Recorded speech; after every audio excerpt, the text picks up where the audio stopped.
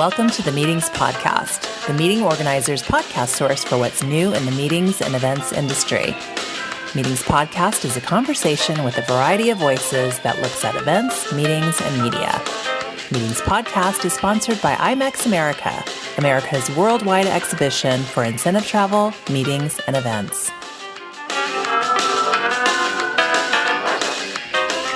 Hey, podcast listeners, this is Mike. Today's show is brought to you, of course, by IMEX America, but it's also, I would like to thank avforplanners.com. Of course, full disclosure, most of you know who listen to this podcast, I am an investor and founder in AV for Planners. This is how it works. On behalf of the client, AV for Planners takes your upcoming meeting or conference 3 AV bids or proposals and gives you an easy-to-read one-page evaluation you can use to negotiate and make sure you have the correct pricing and equipment and labor for your conference audiovisual. So you got that one pager, but behind that one page evaluation, we also send you all the supporting, easy to read materials for your reference. If you're still unhappy with the evaluation results, AV for Planners can bring in a fourth AV company and try and get you an even better price. So check out avforplanners.com for more information and get the best pricing for audiovisual and the confidence you are getting the right equipment and labor for any sized meeting or event. So today, let's get into the show. Today, the show is with Donny Neufuss from PRG, which is an excellent technology company that does audiovisual and much more for all sorts of interesting clients. Donny's a really great guy, a lot of information he will share, and I hope you enjoy the show. I'll be back afterwards to wrap it all up, so let's get into it, and I appreciate you listening, and I will talk to you afterwards. Welcome back to the Meetings Podcast. This is Mike McAllen with Grass Shack Events and Media, and on today's show we have Donny Neufuss from PRG, Production Resource Group. Donny, you are the Director of Business Development, and hello. Hello, Mike, and yes, I am. Thank you very much, first of all, for talking with me. I'm excited you're on the show because I think you are very important in our industry.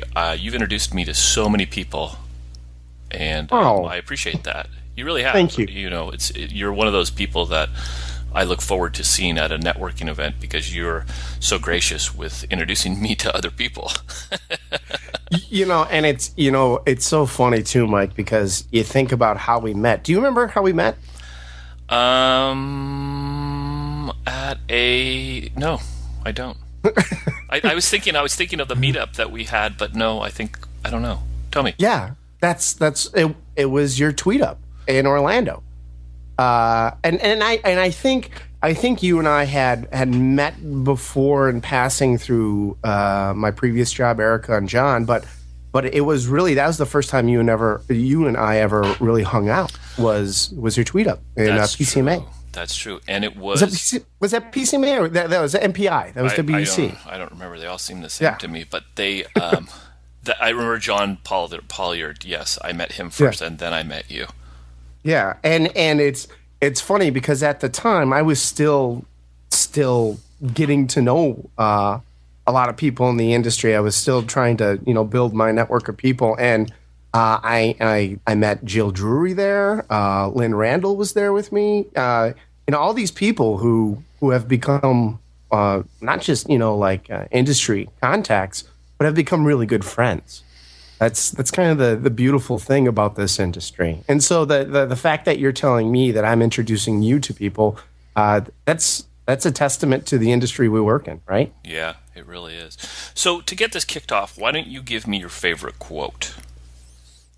My favorite quote is a quote that my mother always said to me. And I thought that she was the one who came up with it, but I just have recently found out that it originally was said by Woody Allen, which makes sense because my mother loves Woody Allen.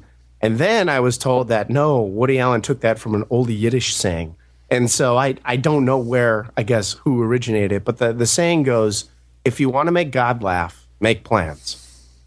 And I kind of live by that mantra. I'm a very a person who obviously I have goals and things that I aspire to do, but I really am enjoying the day to day, Very cool. Very cool. So let's start out with jump into your career path and what led you to us today in PRG. How did you get into this whole events and meetings industry? So, when I went to school for acting, I went to school to become an actor, and I had been acting as a young child. One of my first jobs, paid jobs, was actually a play that I was in at the university. I live in Madison, Wisconsin, and the University of Madison, Wisconsin was having summer theater auditions, and I had never been in a play before, and I went and memorized a poem from Shel Silverstein, Where the Sidewalk Ends. The poem, I cannot go to school today, said little piggy and McKay. I've got the measles, the mumps, a gash, a rash, and purple bumps. And I went in with the Raggedy Ann doll, and I auditioned for the play, and I ended up getting the part, and I got paid. That was my summer job, and I got the bug. And one of the things I fell in love with theater was I got to work with all of these different people. I got to work with lighting people. I got to work with set designers and costumers and adults and other fellow kids. And we collaborated, and then directors, and we made this thing. We made this event that people got to come to and experience and enjoy. And for the longest time, I thought that what I loved was the acting part. And the more and more I did it, and it really didn't happen until about halfway through college, little more than halfway. I was in this really strict BFA program, really hard program. At the university, it had the most credit requirements. And you were juried every 6 months, and you had to maintain a certain GPA. And there was only 9 people accepted into our program. Wow. So I actually went the first year of college. I did school in 5 years, because the first year of college I didn't get into the program. I didn't get into it until my sophomore year. And so it was a great program. And really enjoyed it.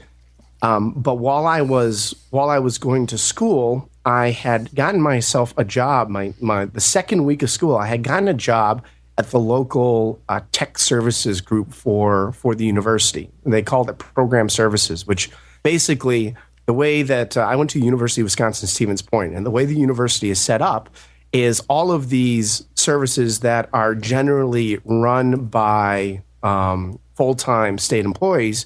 Instead, the way the college works is that they have they have managers, full-time managers of the different departments, but the organizations are actually run by students. So I got a job with the tech services group that did everything from hooking up a phone into a conference room to doing full production with sound and lighting and video for all the entertainment that came to the university. And you kind of worked my way up until finally I became the student manager, who was in charge of the purchasing and the schedules and all that stuff. And I was doing this the entire time while I was going to school for acting. And I was starting to become a little disenfranchised with acting, because it was definitely, obviously it's very competitive, but it was very, in acting, you have to have a bit of ego, and you have to be kind of, you got to sell yourself. And I realized that what I really loved about theater was I loved the collaboration amongst a lot of people. And when I ended up directing my first show, that's when it hit me that I was like, no, I don't need to be on stage. I just want to be part of the process. And so I decided I didn't want to be an actor, but I was already too late into the program that it was, it was like, well, I need to finish up my degree because I don't want to be here any longer, and then get out of college and figure it out, right? So, unbeknownst to me, this entire time I'm doing like the wellness conference in central Wisconsin. I'm doing Special Olympics. I'm doing all these events and conferences for my work while, studying there. And I didn't realize, but I was kind of being groomed for this industry. And Yeah. So I kind of, like everybody says, how did you fall into it? It's kind of how I fell into it. But it wasn't until I started working at a company called Sonic Foundry. My first job out of college, I actually got a job working for a tech company in the music industry. And I worked in the music industry for about 6.5 years. And the company had been started by a guy who came from Sonic Foundry, so knew personal people. And they were starting an events group at Sonic Foundry. And I was looking for a change and looking for something different. So I ended up going into the events group there. And that's when I really got immersed into the events industry and really fell in love with it. When I went to my first PCMA, my first MPI, and saw all these people that I had read about in publications, all these thought leaders and all these very interesting people who had these really rich stories with all the other people in the room and had been working with all the other people in the room. And that's really when the bug hit me, where I kind of got bit and really fell in love with the industry. Very cool. And so this now jumping from the music to the corporate, has there been any big challenges for you? You know what? I had somebody in the music industry once tell me that if you ever want to get away from music, get a job in the music industry. And it's very true. It was so a lot of what I did in the music industry is I worked on a lot of large projects for like Warner Chappell and Billboard, these large online initiatives. And then gradually worked my way into managing, placing independent music into film and television, working with music supervisors and all this stuff. And there were so many artists I came across who were so qualified for the opportunities that were out there and would get passed by. I saw it constantly. They're just amazing, talented people who, couldn't rub, two pennies together and were just, out there, grinding away, trying to make it in the industry. And then you come to the events industry, where it's an industry that if you are talented and you have ability and you work hard in it, you get rewarded. And that's not the case in every other industry. People do recognize in the events industry the hard work, good attitude. PRG's motto for hiring people is hire attitude, teach aptitude. And that's one of the things that it actually was easier for me to come to the events industry. It was simpler. It was a little bit more black and white instead of gray. Yeah. Either you succeed or you don't. And in the music industry, a lot of it's opinion based. And depending on which direction the wind is blowing or if the person got enough sleep the night before, decisions that affect people's lives are made. So actually coming to the events industry, I would say it was easier for me. Now, as far as a challenge, it's definitely jumping into an industry after working in another industry for 6.5 years and not having that 6.5 years of networking and relationships that people my same age already had when I got into the industry. That was a big challenge, was trying to connect the dots and understand the vendor, end user relationships, the difference between AV, producer, agency, the mobile app company. And all right, sometimes they're working directly with the customer, sometimes they're working through an agency, sometimes they're white labeled, sometimes they're the client knows who they're just understanding all of those layers and the what role everybody plays. That took a lot of educating. That took a long time for me to understand that. So tell me a little bit about what you do and what PRG does.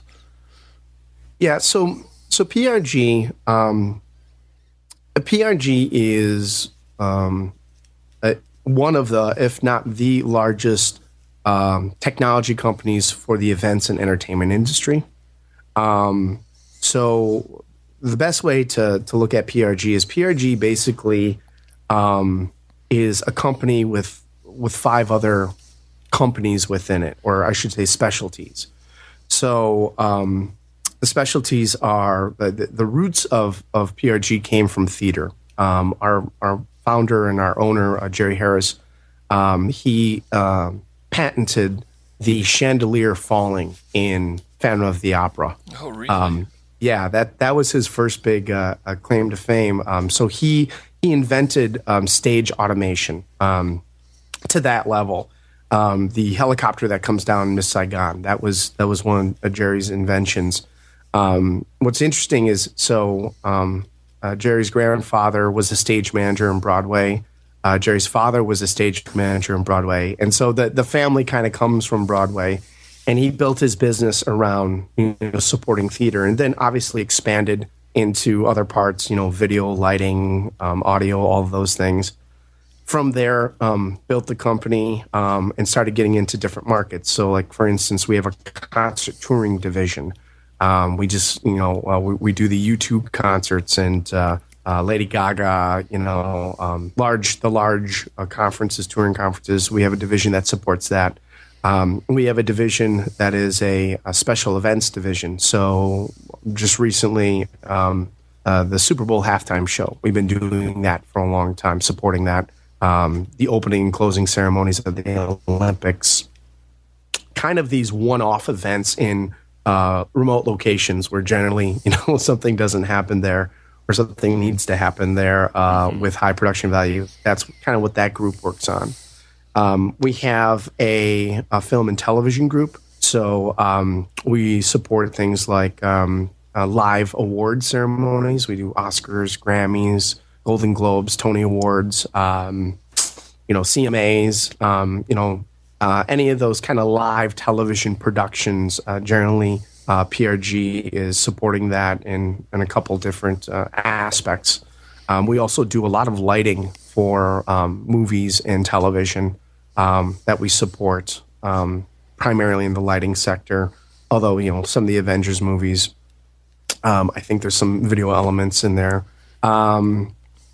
We have, and then we have a meetings and events division, which is the division I work in, where is basically, the corporate association, expositions. So we have disciplines within all of those type of events, the general sessions, breakout rooms, booth builds, and all that stuff.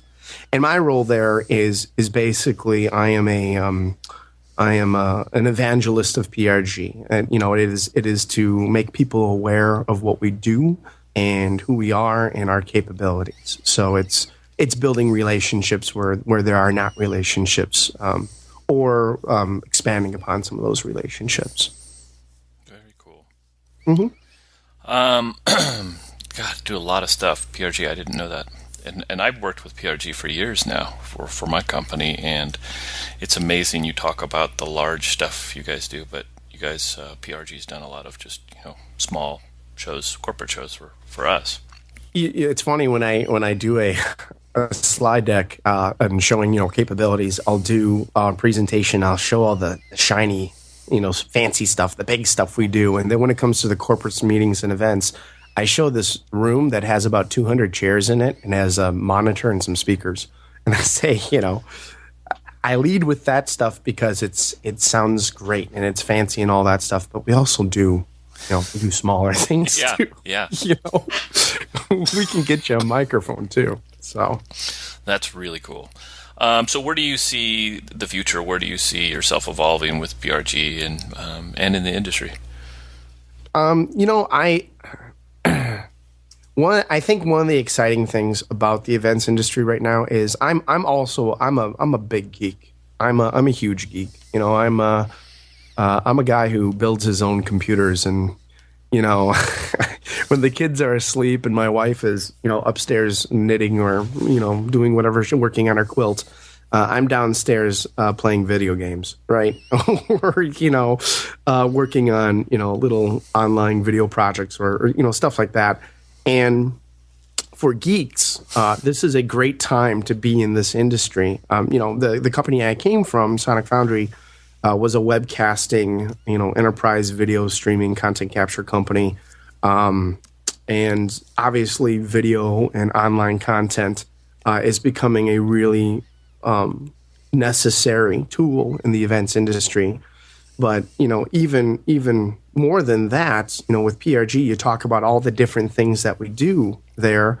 I now have a lot more toys to play with, right? So things like mobile applications, digital signage, social media integration, big data, analysis for smarter events. There is a convergence of technology that's happening.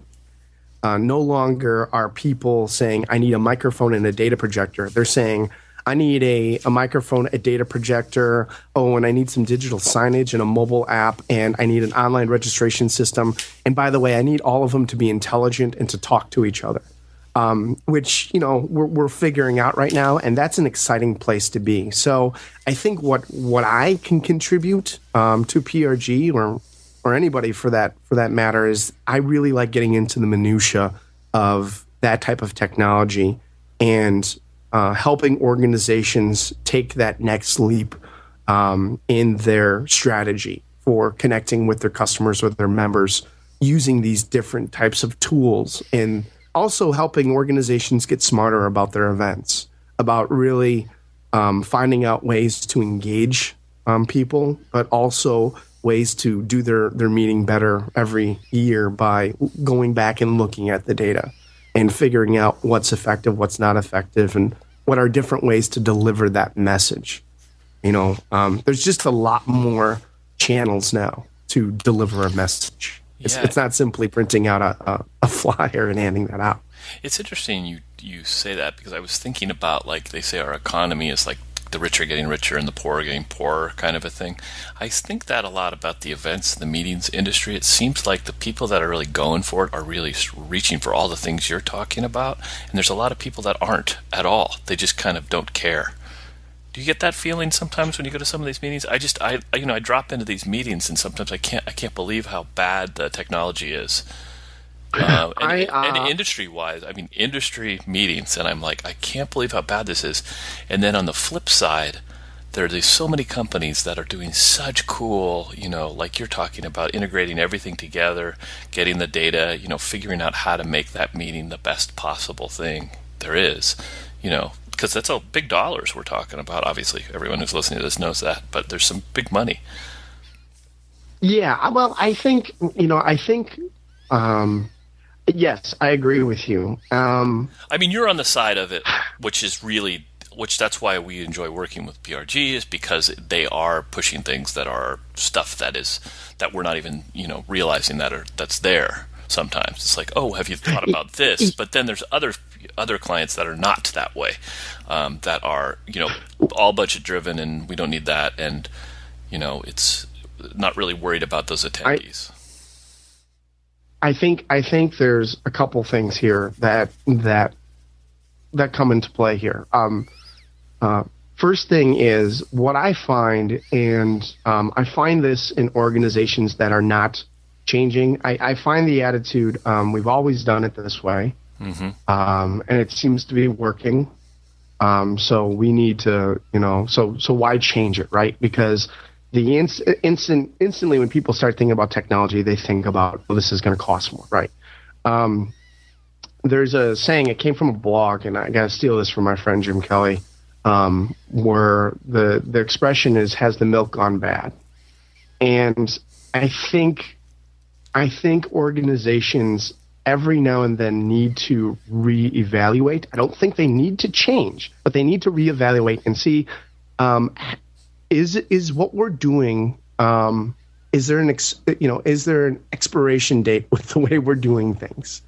And a perfect example is go into any university, any college class across the country. Just walk in there and take a look around at how the students are learning. And one of the first things you're going to notice is that all of these young adults who are training to become professionals in whatever industry they're going into, all of them have one or at least two devices that they are engaging with content while the teacher is up there lecturing. There's a movement going on in the United States called, flipping the classroom, right? And it's been going on for a little while, where professors are now putting their lectures online before class and having the students watch those lectures so that when they come to class, it's not the teacher lecturing to the students. It's a conversation about the content, about what the lecture was about, a little bit more of an engaging environment.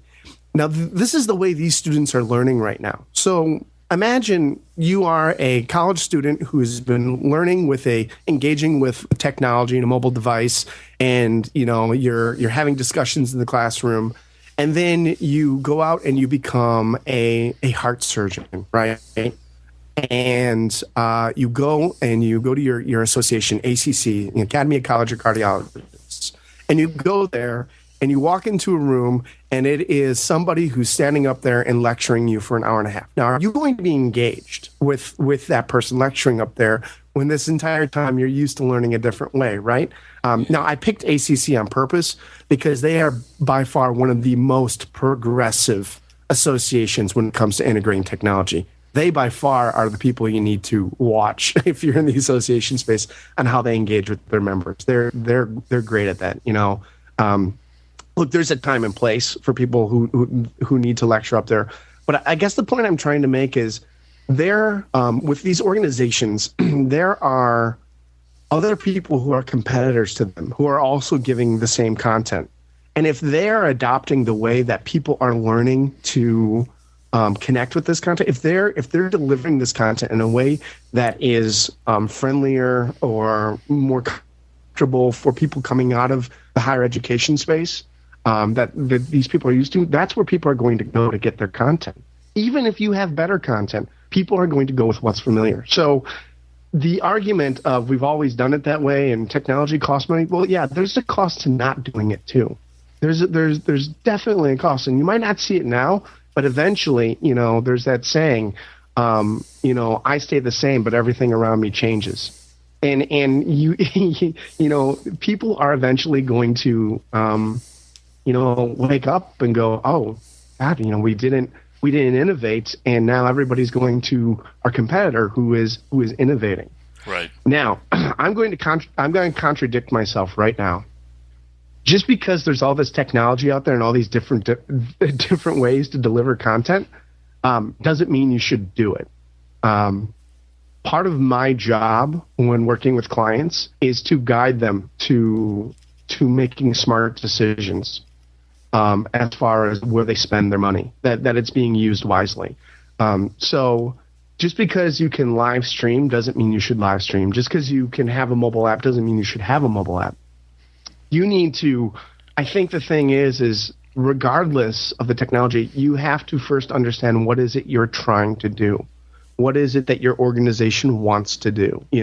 Are you trying to generate more revenue? Are you trying to be more relevant in your space? Or are you trying to reach more customers or, more members? And based upon whatever that thing is you're trying to do, build your strategy around that and then bring in the appropriate tools to do that, right? People want to start with the technology, and that's the worst thing you can do. Technology comes last. First, build your strategy. And then once you build your strategy and you decide what it is that you want to do, then let's find the technology that's going to enable you to reach those goals, to grow that. And then the last thing is people will do their event, right? And they'll use their technology and they'll do all of it. And then when the event's done, they kind of wash their hands of it and say, okay, let's think about next year. Instead of taking time to actually look at the results, really look at the data to see whether stuff was effective or not. And if you want to get more budget to get more technology, you need to be able to prove it. Mm-hmm. You need to be able to go to your leadership and your stakeholders and say, look, we did this mobile strategy, or we did this social media wall that was, connected with our website, and look how many more people we engaged with, or look how many more sales leads we got, or how many more members we attracted to our association. That's how you're going to get the ability to do more things with technology. So those are the things you recommend afterwards, is looking to see what, I guess that's part of your strategy, is what are the outcomes, right, you want, and then... Yeah, and don't do feel-good metrics. Too many people do, like, well, they like the food, they thought the temperature in the room was very nice. That's people will look at the metrics that make them feel good about their job. It's more important to look at the things of what was the actual results, what revenue, what members, whatever it was, what would actually happen. And the real tangible things that matter. Does it make sense? Oh yeah, totally. Yeah. Okay, so tell me, are you struggling with anything right now with the industry or personally? I mean, it doesn't have to be too personal, Donny, but are you struggling with anything? I really would like my daughter to eat more vegetables. Really struggling with that. But she is only 3, so. Am I struggling? I think to go back to what I was just talking about, I think the hardest thing that I struggle with is, it seems, especially in the corporate space, a lot of people will us being a vendor will look at us as a number in a ledger line. And when you're going out there and there's competition and people are giving rock bottom prices for stuff to win the business, and being able to prove the service aspect of it, that we're going to take very good care of you, that there's not going to be any surprises, with strategic meeting management and procurement getting more involved, and really it becoming a dollars and cents thing. It's hard because the way sometimes you answer the request for business or for bidding on business, you lose some of the face-to-face to have the conversation as why you are a good fit for the company. And it really boils down to, well, these people are meeting this budget or in target of this, and therefore we're going to pick these 3, and the rest of you who didn't meet that, thanks, no thanks. I think that's probably one of the most frustrating parts for me, because it's one of these things where I think I'm very proud of the company that I represent. I'm very proud of the people I work with. And they take it very seriously, taking care of our customers. And it seems to get a little difficult to communicate that to people as far as that service aspect. And seriously, you just become more of a line in an Excel sheet. Right. I think that's difficult in this industry. I'm seeing more and more of that. And then on the flip side of that is that when you are successful at successful at relationships, that those other kinds of bids you don't even want, you don't even want them, really. I mean, if that's kind of a client you don't really want until you can get in front of them and really understand them, because in the end, the show, I think it's kind of a good, it's funny how it's evolved also for my businesses. I have a bid today that I've gotten, and it was kind of that way too. I can tell they didn't want to talk. I asked for a phone call, but they just want a bid, and it's kind of like, oh, okay, so that's just, they're looking for the cheapest number. Right, yeah. It's kind of one of those things where you want to be able to have a conversation, and like you said, is PRG the right fit for this client, both ways. It goes both ways. I guess, I'm thinking about, in particular, one particular project I was working on where I could see the writing on the wall. I could see that was happening. And I also, have seen since they've gone a different direction that things are not going well.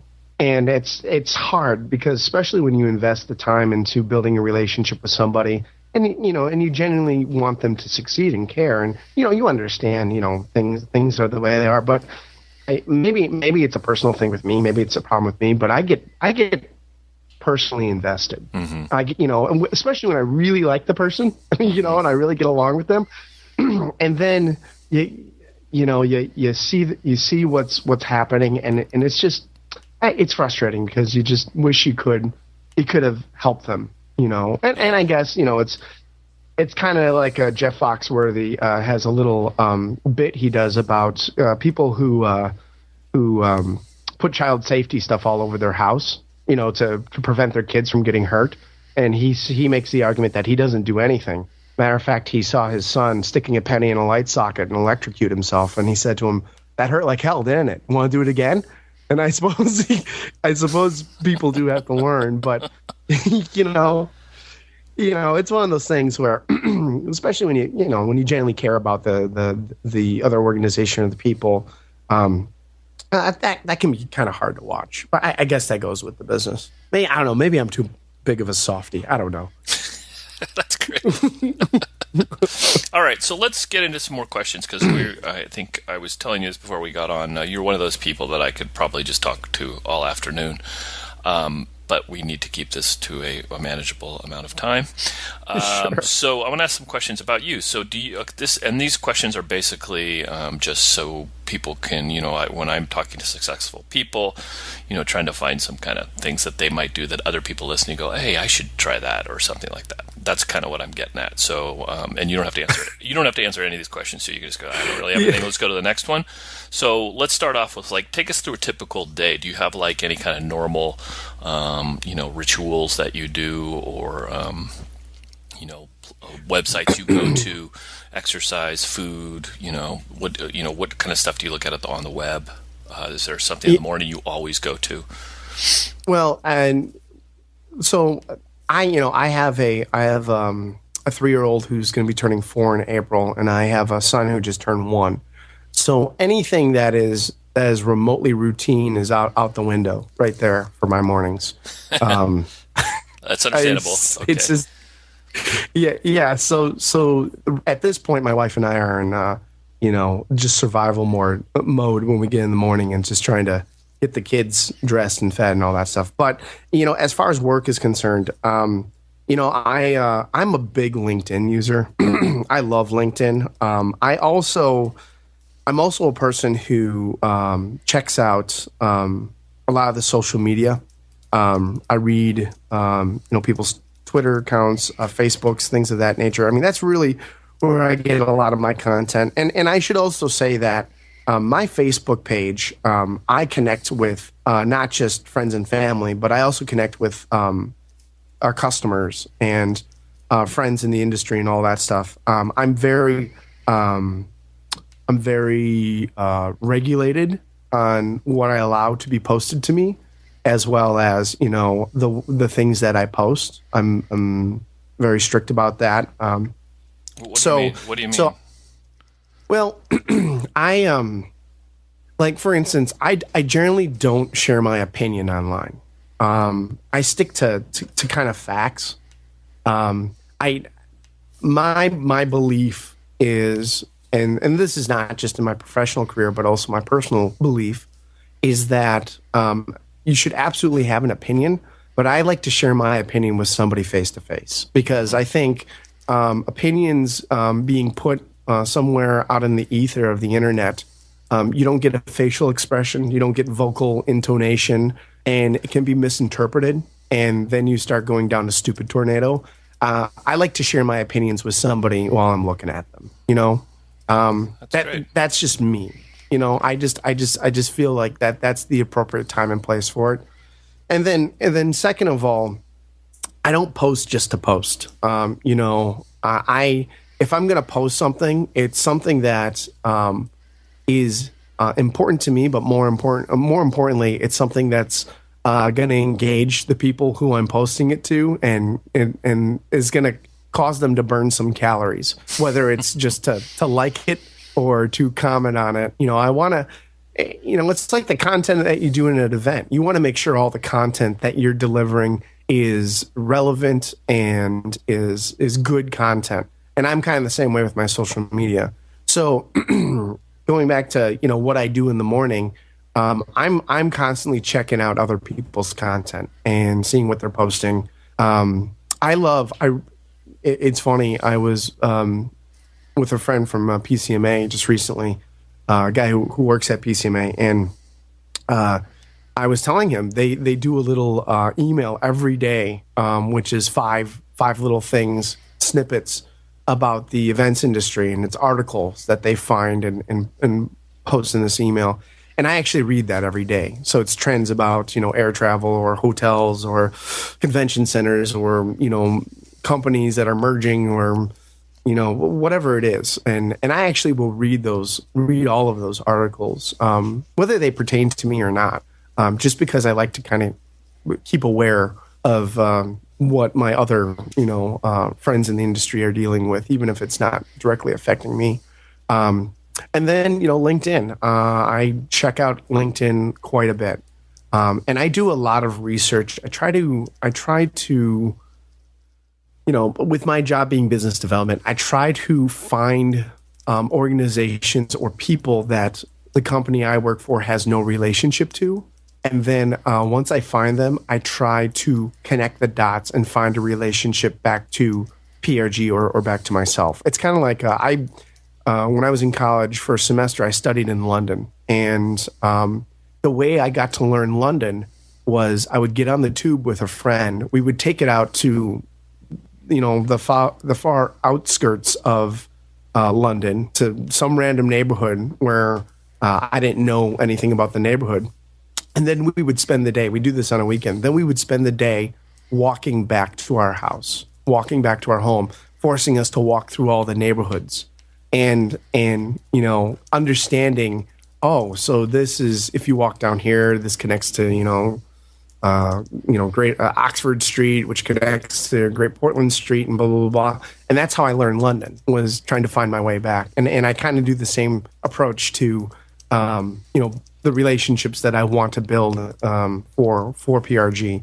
Is I find people we don't know, and I try to work my way back. And sometimes it doesn't work. Sometimes it's a dead end.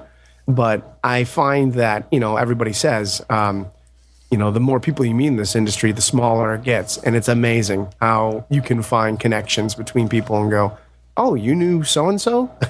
I didn't know you knew that. I mean, even with you, sometimes I'll send you a Skype and go, I didn't realize you knew Eric, Yeah. and you, and that's been, for me, I found that to be very helpful in kind of finding new people that I need to know. Very cool. Very cool. So, what book is on your nightstand right now, or Kindle? Do you use a Kindle? I don't have a Kindle. I bought one for my mom. She loves it. But no, I do not have a Kindle. Too. How about on your book stand? Yeah. What book are you reading these days? Berenstein Bears. Reading a lot of Berenstein Bears. About bullying, about eating good food. Honestly, because I'm so busy with my day to day, most of the things that the content that I seek out, I do via podcast. That's where I get all my content from is from podcasts. What podcasts do you listen to? I listen to I listen to Wait, Don't Tell Me, which is obviously an NPR show. I listen to the Meetings podcast. I listen to that was nice of you to say. Thank you. I listen to the Michael Mara show. I listen to the Adam Carolla show. I listen to CarCast. I listen to I listen to a ton. I listen to a lot of people, Greg Fitzsimmons, Harlan Williams. I listen to, did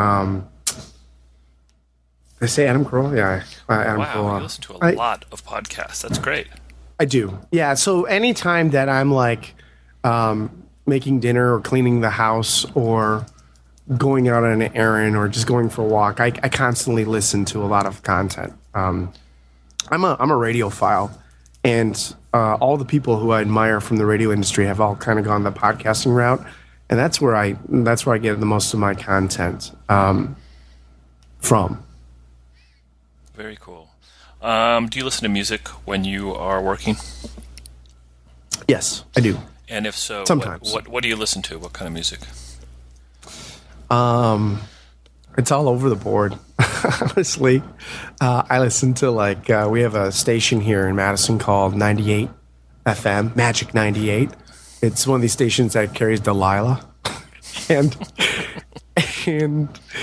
so it's kind of like easy listening in the background. Sometimes I put on classic music.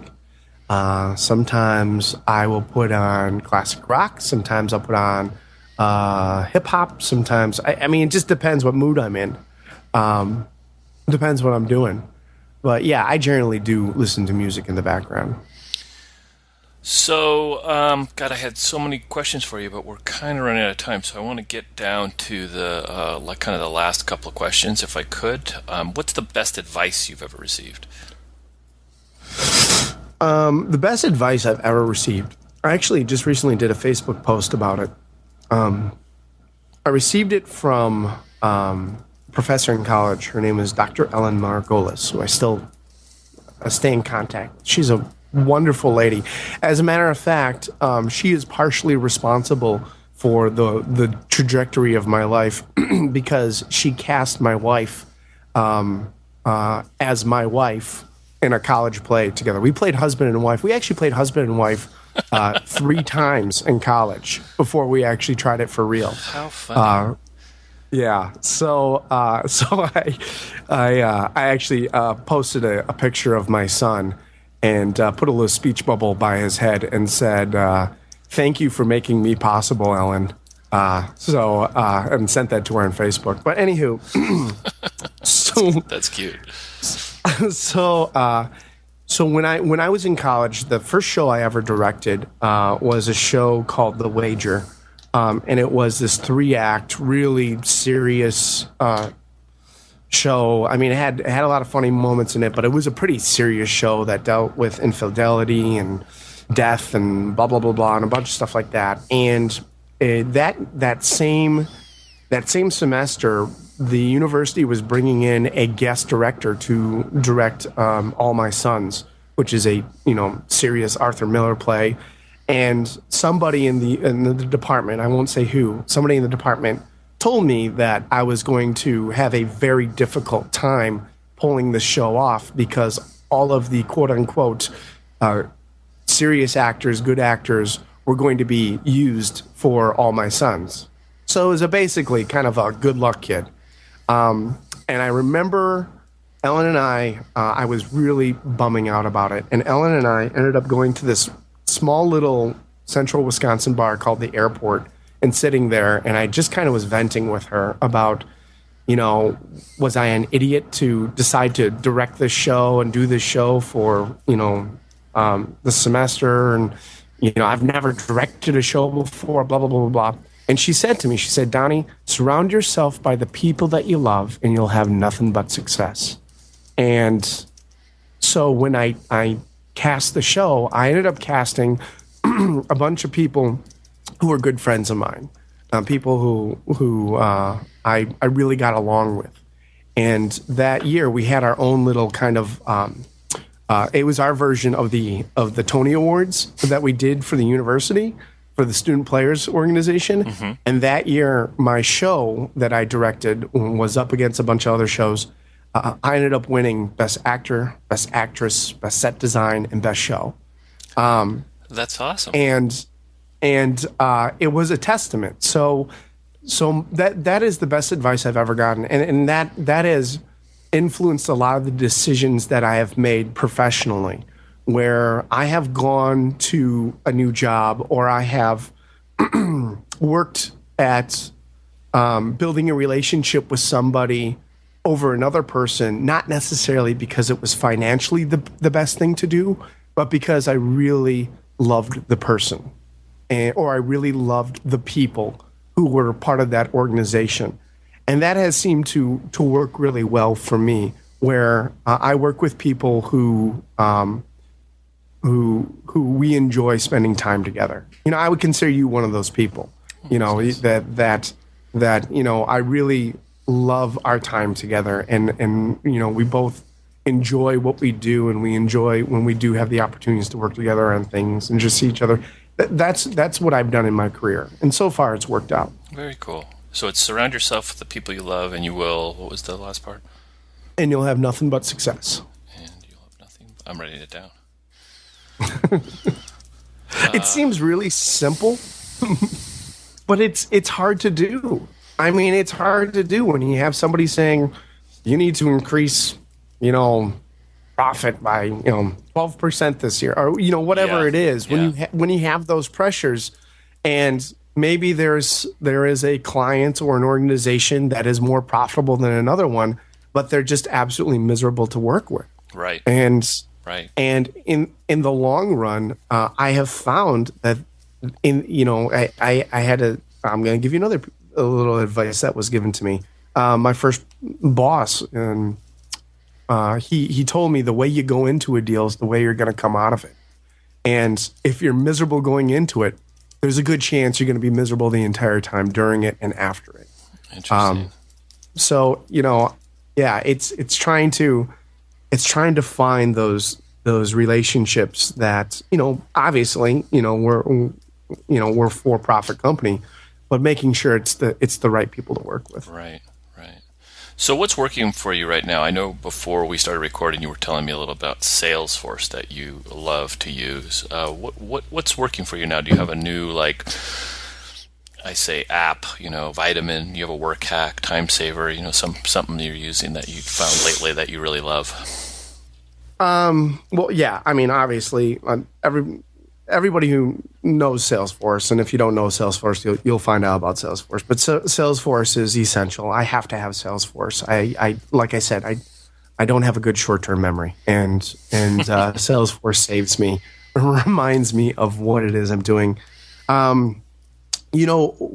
Actually, one app that I really have been digging is two different apps.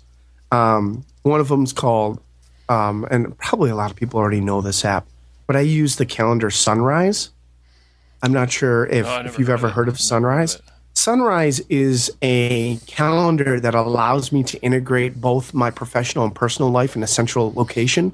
So it can incorporate my Google, my Exchange, all the different calendars.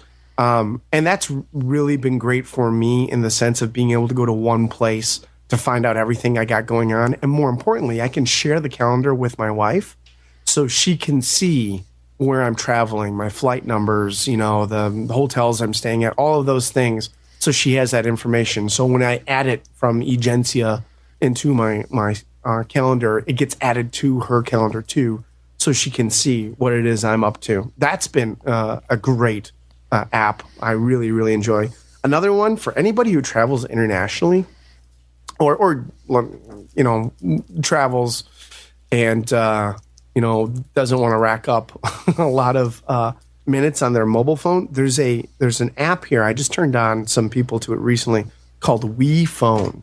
It's WE phone, WePhone, one word. And what it is it's like a Skype where you can buy credits and make phone calls. But the beautiful thing about this app is, first of all, so I was just recently in Sao Paulo, Brazil. And making phone calls out there is 99 cents per minute for our international plan. Very expensive. Instead, I would jump onto the Wi-Fi, and I would use WePhone. And with WePhone, it was, I think, a half a cent a minute for anybody I called in the United States. And you don't have to put in the country code or anything like that. You just dial the number like you normally would. It brings up your contacts list as if you're making a call from your iPhone or whatever phone you have. And it also allows you to set it up so you can dictate what number shows up on the other person's phone. So it can look like you are calling from your mobile phone or from your office phone or whatever. So people don't know any different. And it's really cheap. It's super cheap. $5 lasts you forever. It is an amazing app. The call quality is fantastic. Matter of fact, my client, they didn't have it on their phone. They were getting horrible reception at the hotel we were at, and I gave them my phone. I said, "Hey, just make it with WePhone." They had a 20-minute conference call with their colleagues, and used WePhone. And as soon as he was done with it, he downloaded it on his phone. He was like, "Oh my God, this is amazing! It's a lifesaver." So cool. Yeah, I really like that. What's your favorite industry event that you attend, and why is it so compelling? Hands down, it's got to be PCMA, education conference or convening leaders. Although I'm not attending them as much, and I think the reason is I think PCMA of all the organizations out there are some of the biggest risk takers when it comes to trying new things and allowing themselves to fail, because they've said, they believe it is their job to fail so that other people who are attending can learn from that and then take what works to their events. And I just also really think that they have some of the best education out there. They really practice what they preach, and they really, I've spoken at other industry events, and the difference in the preparation that PCMA does with their speakers beforehand, or the call after call after call, and refining it, they really, really strive to create the absolute best content possible. And I've learned so much from them. So I think that's one of my favorites, and I just really love all the people who work at that organization. It's not to say that there isn't other events out there that I don't appreciate. Like, I love going to IMEX. I love EMS. Last year I went to EMS for the first time, the Event Marketing Summit, which is a lot of experiential events and agencies and stuff. That was a very cool event. I've never heard of that. It's great. EMS is very cool. Talk about, organizations that are doing some really cutting edge type of stuff. It's not just B2B, but they also do a lot of B2C stuff, like, we do the Budweiser whatever, Town whatever, and Mosaic, who's the agency for them that we work with. They did a case study of how they pulled off, Town whatever, which was essentially 80 events happening in this small town over the course of 3 days, and all of the kind of out of the box thinking stuff that they did. I mean, it's very cool. It's very cutting edge type of things. But if I had to pick one, I would go to the PCMA events. Very cool. Okay, last question. If you could talk to the high school senior Donny, what would you tell yourself?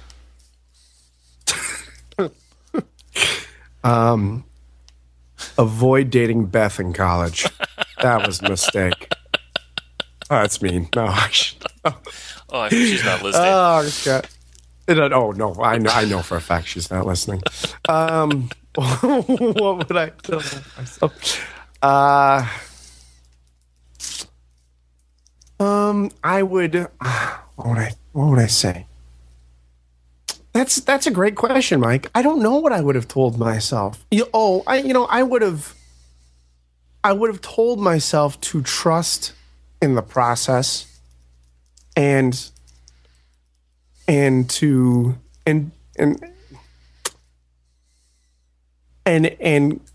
would have also told myself not to be so afraid of change and responsibility. I specifically, what I'm thinking about, I was the guy in high school and in college who was never going to get married and never going to have kids. And it is, those two things are the single best things I ever did. I would say it's amazing how we in the events industry, it can be stressful at times. and we can sometimes get caught up in the minutia a little bit. And look, I'm not saying, marriage or kids is for everyone, but for me, it was the one thing that allowed me to put my professional career in perspective and to take pause and to realize, what truly is important to me and in my life. And I tell people that my wife and kids, they saved my life. I was so bent on achieving. And I forgot about, what really makes things precious and meaningful in life. And then I would have sat down and had a little talk with myself about, yes, it's important to work hard. Yeah, it's important to, have a good attitude and blah, blah, blah. But you need to sometimes just relax, quiet that voice inside of your head that's saying you need to do this and you need, and instead appreciate, things a little bit more. That's awesome. All right, Don. I appreciate you taking the time to talk to me. We could go on and on and on, I think, because I skipped over a whole bunch of questions I wanted to ask you, but we got to keep this to at least an hour. I try to keep it to a half an hour normally, but this has been great. I really appreciate it. How can people get a hold of you if they want to contact you? Well, I am the only Donny Neufuss in the United States, so that's great. You could do a Google search and find me pretty easily. Otherwise, if you want to email me, it's dnufess@prg.com. Or you can reach me at my personal email, which is very easy, Donny with a Y .neufuss@gmail.com. And how do you spell Neufuss? Neufuss. Okay. It's actually pronounced Neufuss, which in German means new foot. So I don't know what to do with that, but that's fantastic. All right. Well, thank you, Donny. And I would love to have you back on the show again in a little while. Maybe we can talk about some of the things you've been working on, and I can get to some of those other questions because I know you have a lot of cool stuff to share. Oh, thanks, Mike, and thank you so much. What you do for the meetings industry and this podcast it's really important, and I appreciate all the hard work that you put into this and make this available for all of us. That's nice of you to say. All right, well, I will talk to you, I'm sure, soon, and have a great day, and thank you again. Thank you. Bye-bye. Okay, thank you so much. I want to thank our sponsors, IMEX America and AV for Planners. Check out both their websites. And if you have any questions or comments, or you want me to interview somebody or have some ideas for interviews, email me at meetingsPodcast@gmail.com. You can also find me at Mike@Grass Shack Road, all spelled out, 3 S's in the middle there. And that's my production company that we produce meetings and video production. If you have a moment, I would love it if you'd go over to iTunes and give the show a rating. It really helps the podcast, and you can rate it badly too if you'd like, but I'd rather it be good. It helps us get found on iTunes. So thanks for listening. I really appreciate your time, and I will see you next. We appreciate and thank you for listening to the Meetings Podcast. Please email with any questions or comments to meetingspodcast@gmail.com. Meetings Podcast is sponsored by IMEX America, America's worldwide exhibition for incentive travel, meetings, and events. The Meetings Podcast theme music is brought to you by the Delgado Brothers, which can be found at delgadobrothers.com.